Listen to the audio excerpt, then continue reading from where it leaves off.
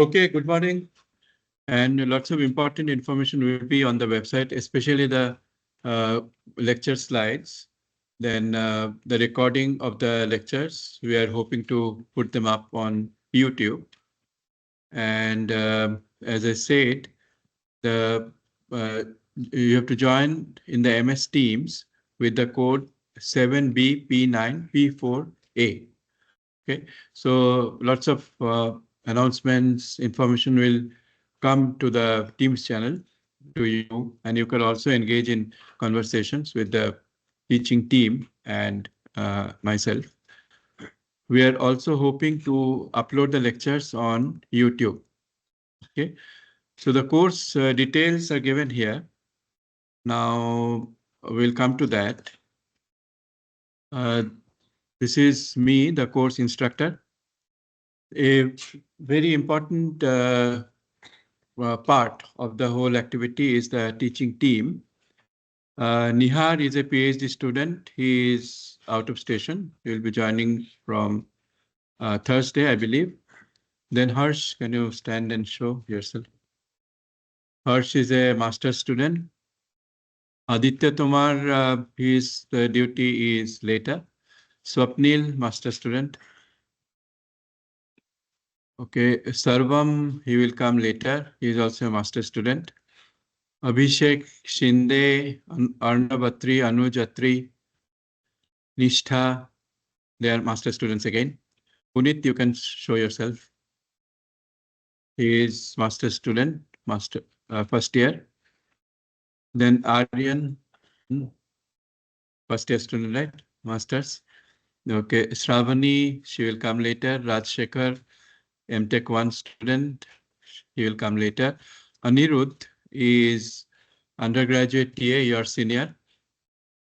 Then Dion is not today's class. Undergraduate TA, your senior.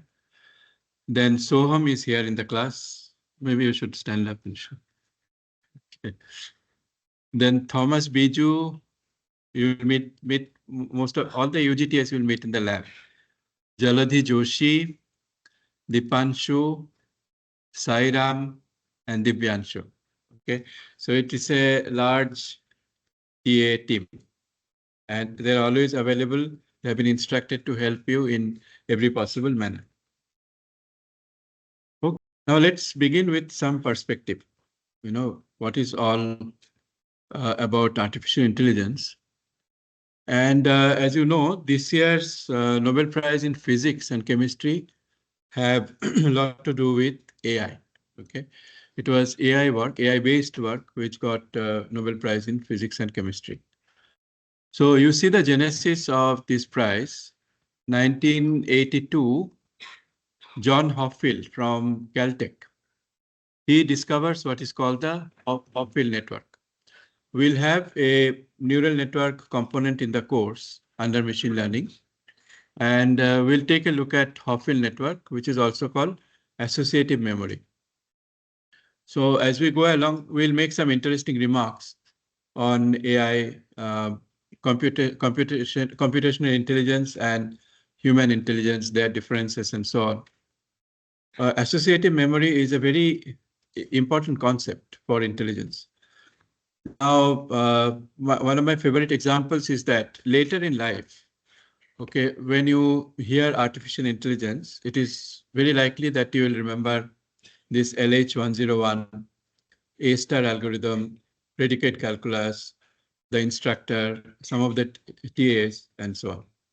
So this is called associative memory. The memory is retrieved by association. What is given to you is only a part of the information, and the rest of the information is retrieved by association. This is very different from how memory is retrieved in traditional computer. You must have done computer organization or architecture. So there you know an address is placed on the address bus. Okay, and that goes into the memory. It fetches the content from a location in the memory. Okay, so this is address control memory retrieval. Human memory retrieval is associative always. Okay, it is very unlikely that you will remember me in future as the 13,226th person. Okay, number 2 content mapping doesn't happen for human memory and human information processing. So Hopfield's contribution is that he tried to give a model of associative memory. Okay, and associative memory is the basis of our information processing and intelligent behavior. All of you will agree that without remembering, without memory, intelligent behavior is impossible. Okay, if a person makes the same mistake again and again, you often call that person stupid. Okay, the reason is that the person is not making use of memory. Okay, so associative memory came this way, but a key limitation of associative memory, which we'll see, is that associative memory has very little capacity. Okay, it has very little capacity of storage. So something had to be done about this, but it was a very important step in associative intelligent processing. Then in 1985, we see Hinton, okay, who got the Nobel Prize, and along with Hopfield, he introduced something called Boltzmann machine, which is based on the Hopfield network. Hopfield network is a graph of neurons. Okay, how neurons operate, we'll see soon. It operates through activation and deactivation. So Boltzmann machine is an augmentation of Hopfield network where probability is introduced. Okay, so this is probabilistic retrieval of memory. And probability, surprisingly, augments the power many folds. Maybe some of you know that randomized algorithms have more power than deterministic algorithms. Because if you're happy with some solution, some approximate solution, it gives you the energy to move forward. Sorry. Okay. So dealing with uncertainty gives you the energy to move forward. Now, so Boltzmann machine gave a way of dealing with uncertainty as far as memory is concerned. There was another very important contribution of Hinton, along with a few others, the backpropagation algorithm. How do you change the weight values in a neural network? Okay, so all of us have been using, hearing about language models, large language models, deep neural networks. Everywhere only one law applies. One rule of weight change applies. So, sorry, my voice is a bit sore today. So that rule is backpropagation. Okay, so neural network backpropagation will occupy a part of the course today. Then in 1988, this started. Scientists began to use artificial neural network in protein structure prediction. So primary structure, secondary structure, tertiary structure for proteins. So this was attempted using neural network because some data became available. 2010, we see Demis Hassabis co-founding DeepMind, okay, the research wing of Google. And the name Google Research doesn't exist anymore. It's called DeepMinds. An AI-focused company later sold to Google in 2014. Then Hassabis develops AlphaFold, which achieves a protein prediction accuracy of 60%. Okay, an improvement on the 40% accuracy that scientists previously achieved. Now, this was happening in various areas of AI. Okay, neural networks were achieving much higher accuracy for image recognition, speech recognition, machine translation by sheer force of data and machine learning algorithms. Okay, so we see an improvement on 40% to 60%, which is a huge improvement in accuracy. Still, since it is protein prediction, has application on human life, 60% is not good enough. But then in 2020, we see John Jumper, developing AlphaFold further and achieving accuracy of 90%, solving the 50-year protein prediction challenge. Yeah. And 2024, the publicly available AlphaFold model has been used by more than 2 million people. Okay, 2 million people across 190 countries. So see its impact on human life, which is why the Nobel Prize was awarded for chemistry. So this is the sequence of stages, and you probably understand the importance of studying AI. Right? I hope you have a good motivation for studying AI. Now, so what are the areas of AI? What are the topics we'll study? So this concentric two-circle diagram is a textbook diagram where different areas of AI are depicted. And it also tells us what we should be studying in the course. The inner circle has search, reasoning, and learning, and a bit of planning in it. Okay, so until mid-sem, we'll devote our attention to search algorithms, reasoning, learning, and planning. Okay, now search algorithm, the key algorithm will be done in the class is called A-star. A-star algorithm's description, its properties through various theorem and lemma will be done in the class. And you will have to implement A-star in the lab, study its properties on a few problems. Okay. And then we'll move to how logic is used for inferencing and reasoning.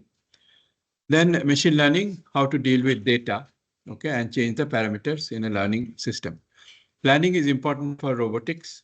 So when you came to the class today, you executed many small plans. You came out of the, you woke up, you came down from the bed, went to the breakfast, took an auto maybe. All this is planning activity. Okay, so robots need to have planning. Planning is also involved in chatbots. Okay, the chatbot needs to plan its conversation. So all these we'll have to see. However, the impact of AI comes from the areas shown in the outer circle. Language processing, maybe you are using chatbot already. Okay, so that uses NLP. Robotics, we mentioned. Expert systems are AI assistants for experts. For example, lawyers, medical doctors. Computer vision is again important for understanding images. Okay, so am I seeing a cat in the image or a dog? So those kind of questions are answered. Computer vision is also needed in risky situations. Okay, you send robots under the mine, and the mine has to be investigated, maybe for safety concerns, disaster concerns. So that's where computer vision is applicable. Computer vision has tremendous application. So we plan to take up applications of AI, that is the inner circle, after mid-sem. Okay, so until mid-sem, we'll build a very strong foundation on the basic elements of AI: search, reasoning, learning, and planning. Okay, so at this point, let me see if you have any question. Yeah. Oh, information retrieval is initially it used to be only retrieving pages. Okay, and the queries are only based on keywords. Qutub Minar, Delhi.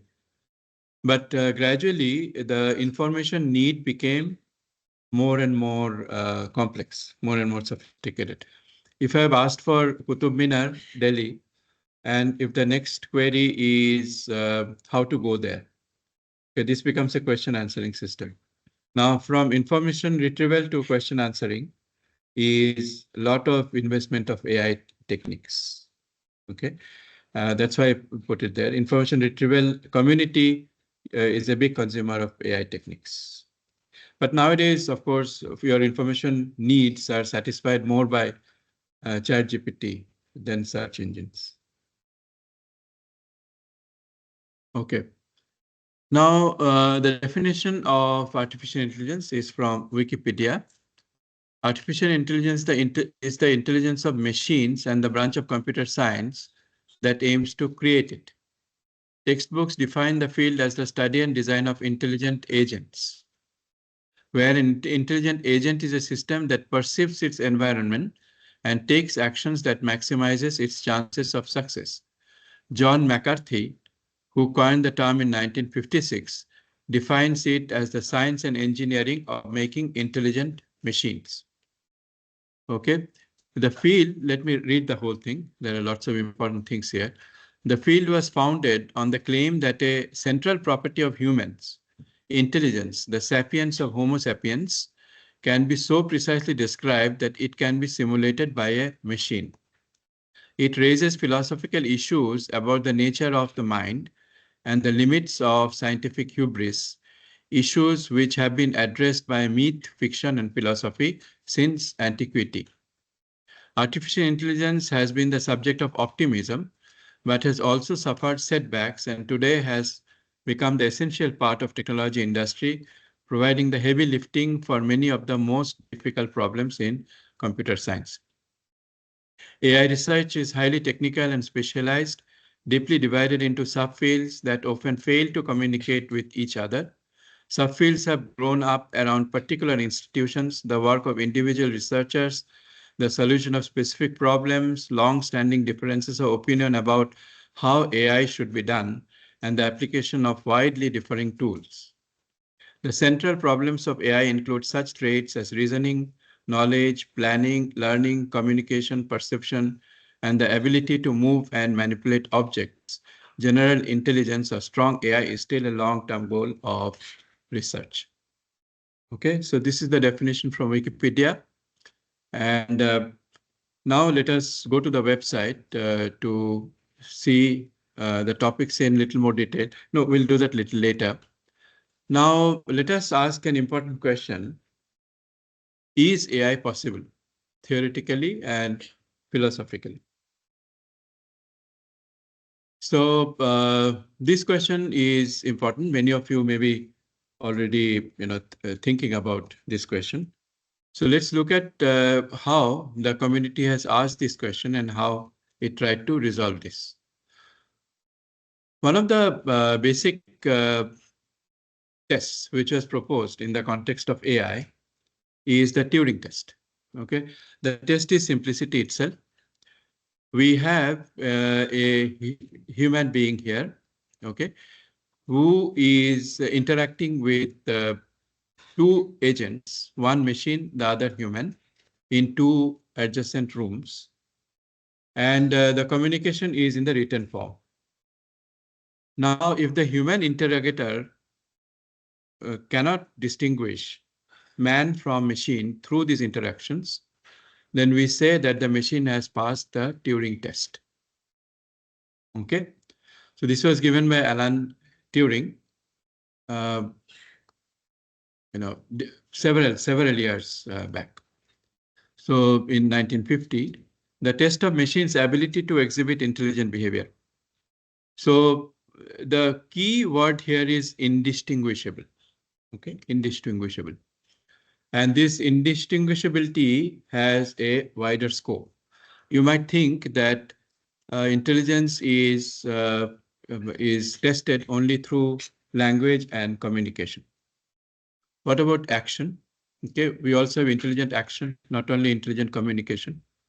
So if the actions of two entities are indistinguishable from one another, one of them happens to be a human being, the other a machine, then again we'll say that the machine has passed the Turing test. Okay, it need not be based on only communication. So communication, action, these two things we have to keep in mind. Yeah. You can come again.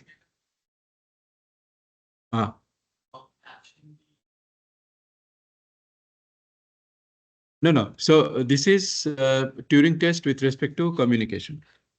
Okay, Turing test with respect to action is the other thing that I said. You have to really remember these two keywords: communication and action. And in an AI course, it is also very useful if you do some introspection on yourself and also some observation of people around you, animals around you, to see if an action is intelligent or not, if some interaction is intelligent or not. Do that. Okay, then you will enjoy the AI course. Yeah. Because AI touches life, you see. So the standard interpretation of Turing test, in which player C is the interrogator, is given the task of trying to determine which player, A or B, is a computer and which is a human. The interrogator is limited to using the responses to written questions to make the determination. Okay. So then came the other foundational experiment. It is called Searle's Chinese room experiment. It challenges the Turing test. Okay, it says that even if a machine passes the Turing test, it cannot be called truly intelligent because of the following reason. Just see the experiment. A human being sits in the room and does okay, a computer program cannot have a mind, understanding, or consciousness, regardless of how intelligently or how human-like the program may make the computer behave. Philosopher John Searle presented the argument in his paper, Minds, Brains, and Programs, published in Behavioral and Brain Sciences in 1980. Okay, so what is the experiment? Suppose you have a program which has no understanding of Chinese. Okay, it just follows a set of rules and interacts with a Chinese person outside the room. Okay, and these rules are so comprehensive and correct that the interaction becomes very meaningful. The outside person believes that he is interacting with an intelligent being who is conversant with Chinese. Now we introduce a human being into the scenario. The human being actually just imitates that program.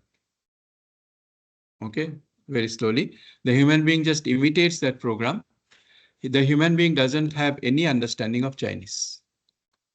Okay, and now the person outside the room will believe that the human being is intelligent and understands Chinese, even though the human being is mechanically following what the program is doing, because the human being himself or herself testifies that I know nothing of Chinese. Okay, so if the agent himself or herself is saying that I know nothing of Chinese, I'm just mimicking a program, then this calls to question Turing's test. Just simulation of intelligent behavior is not intelligence.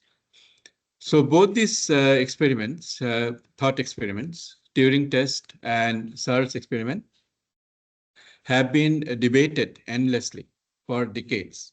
Okay, but they have to be taken note of for any student of AI. Any question from anybody? Any comment?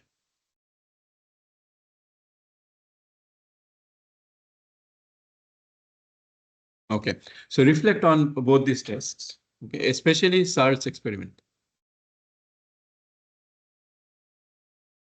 Okay, now I wanted to do some Turing test on ChatGPT. Okay, today we are going a bit slowly, to have the perspective. So I told ChatGPT, read the story and examine if everything is right about the story. So I gave these examples in most of my courses to set the perspective. Once a ship was going from England to France. After a few days of journey, it was caught in a violent storm. The captain tried a lot to steer the ship clear from the eye of the storm, but the ship sped to a cliff and dashed against it. All those on board died, and only the captain survived. With a binocular, he could spot a spot of jungle very far, With great difficulty, he took his articles near the jungle and after going there fell unconscious. He regained consciousness after 3 days. After becoming conscious, the captain felt very hungry. He fortunately found some potatoes amongst his articles. He managed to get a fire ignited by striking 2 pieces of stone. There were some dry pieces of wood, which he lighted and boiled the potatoes on the fire and appeased his hunger. When he had slept for some time, he woke up and found some shining objects on the sand where the fire was burnt. He kept these objects with him. After several days, he spied a ship far away with the binocular. The ship rescued him from the island. The captain took those shining objects with him to England. Later, they found interesting properties of these shining objects. These objects were transparent but could be used to make containers. The material was given the name glass. This is how glass was invented. Okay, so I asked ChatGPT if everything is all right with respect to this story. Do any of you have any comment? Yeah. Okay. Yes.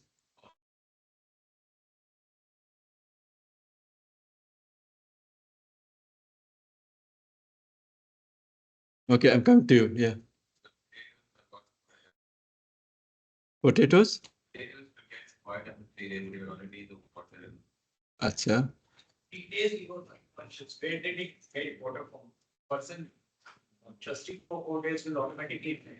I see. Yeah. It takes many days to? Oh, okay. That's you there. Which specs? Sorry, I don't know your name. Yeah, yeah.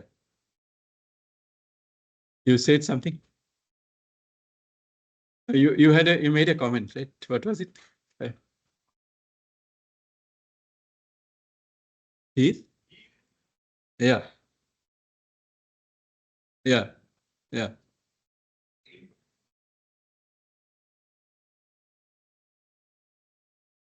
Hmm. Oh, okay. You have a problem with the language. It should be you. We should say this is how glass was discovered. Hmm? Then what is the correct word?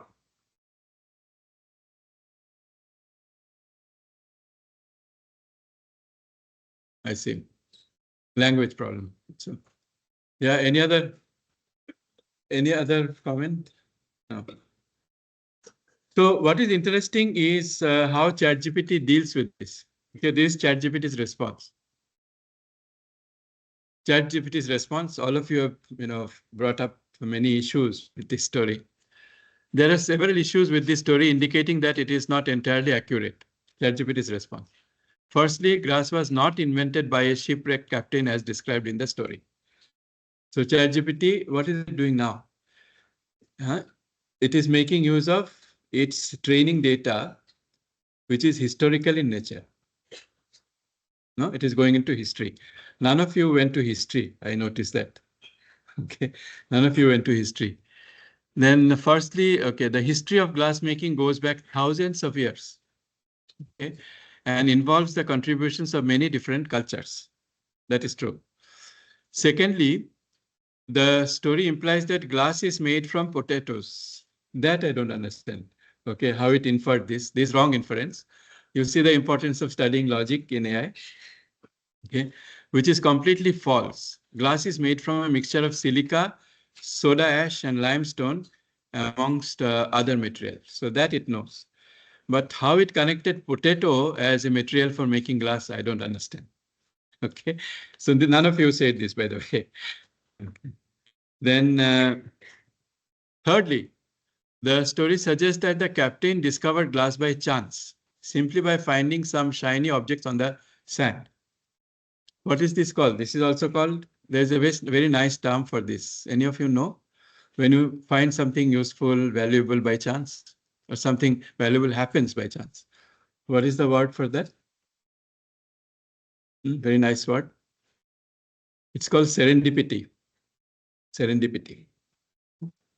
However, the process of making glass is complex and requires specialized knowledge and equipment. That's true. Now, ChatGPT is making use of its training data where chemical material science knowledge is encoded. Finally, the story is written in a somewhat simplistic and unconvincing manner. Now it is going into language, with several inconsistencies and unrealistic details, such as the captain managing to survive on a deserted land with only a few potatoes, okay, and no other resources for several days. So one of you said that how can somebody survive for 3 days without water? In summary, while the story may be entertaining, it is not a reliable source of information about the invention of glass. Notice that ChatGPT did not put amongst its reasons the inconsistency of binocular needing a glass. How did the captain have binocular before?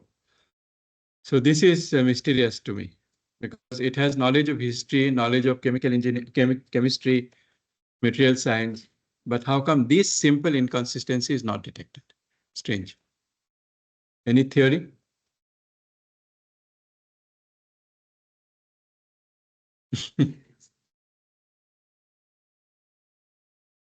Very good and simple answer. So I asked ChatGPT to regenerate the response. There are a few issues with the story. The story describes the invention of glass, but glass was actually first produced by the ancient Mesopotamia around 3500 BC. Now you see how the information is becoming more specific. Okay. Long before the time period in which the story is set. Very good. The story suggests that the captain single-handedly invented glass by discovering it on a deserted island.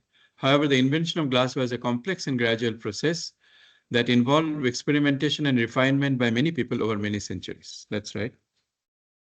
So I asked it to regenerate the response just to see if that inconsistency is detected. Simple inconsistency. Continued. The story does not provide any specific details about the captain's journey or the location of the island, which makes it difficult to verify the accuracy of the events described. In conclusion, while the story may be an interesting work of fiction, it is not an accurate portrayal of the invention of glass.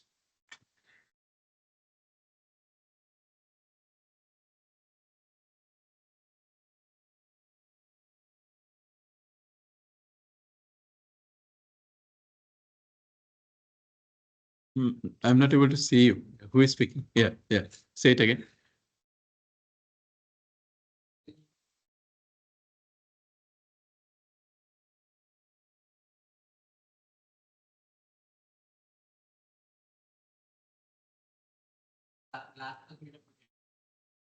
Mm. Yeah, it did not regenerate that. That's true. I think it felt ashamed or something. Okay, what am I saying? Okay.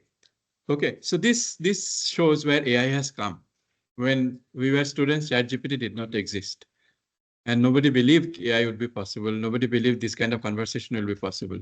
Okay. My own area of work is natural language processing, which uses a lot of machine learning. But all these we did not foresee will come. Okay. This is happening because of data.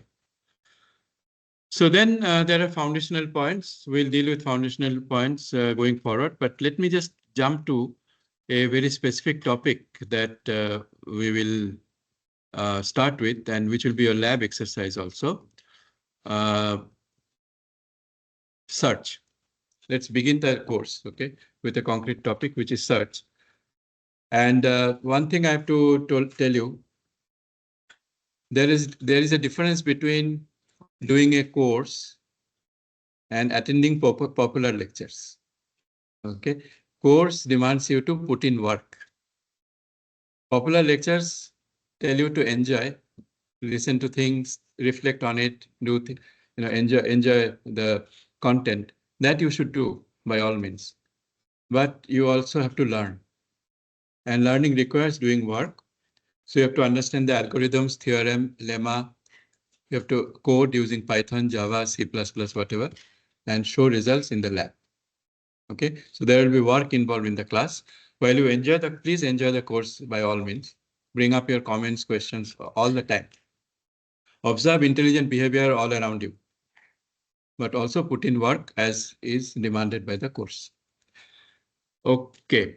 The evaluation scheme, etc., will be told to you. Roughly for the theory part, CS217, mid-sem 30%, end-sem 50%, 2 quizzes, one in January, one in March, 10%. This is for CS217. For the lab, every lab will have 10% weightage. Every lab, 2 to 5 o'clock. Okay, depending on whatever work you have done, you will get marks out of 10. And then we are deciding between, not deciding for a project, a challenging project, which you will demonstrate to the team that will discuss and come up with a scheme.